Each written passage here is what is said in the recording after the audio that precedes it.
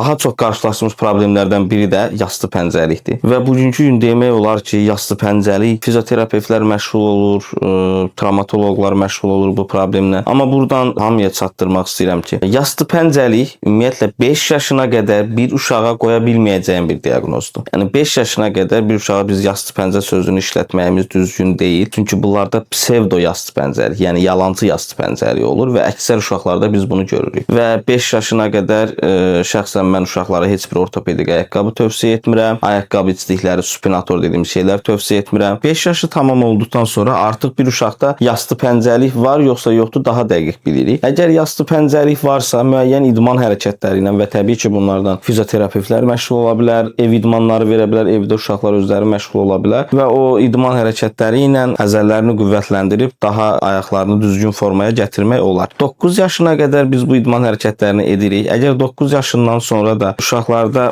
əgər yastı pəncəlik düzəlməzsə və yastı pəncəliklə bərabər uşağın ayağında ağrı olarsa, o zaman biz əməliyyat tövsiyə eləyərik. Amma yox, yastı pəncəliyi var, amma ayağında ağrı yoxdursa, o zaman biz heç bir əməliyyat tövsiyə etmirik. Çünki ayağın formasını düzəldib, amma bir ağrılı ayaq yarada bilərik. Ona görə yastı pəncəlikdən əlavə olaraq da uşağın ayağında ağrının olub-olmaması bizim üçün çox önəmlidir. Əgər ağrı varsa dediyim kimi əməliyyat tövsiyə edirik və bugünkü gün əməliyyat müasir üsullarla çox kiçik bir kəsiklə, 2 santimlik bir kəsiklə 20 dəqiqəlik bir əməliyyatla tamamilə düzəltmək olur o yastı pəncə uşaqlarının ayaqlarını da. Amma ağrı yoxdursa, bayaq dediyim kimi ağrısı yoxdursa əməliyyat tövsiyə etmirik. Yəni hər zaman xüsusi idman hərəkətləri və müəyyən dövr bəzən ayaqqabı silikləri geyinə bilər.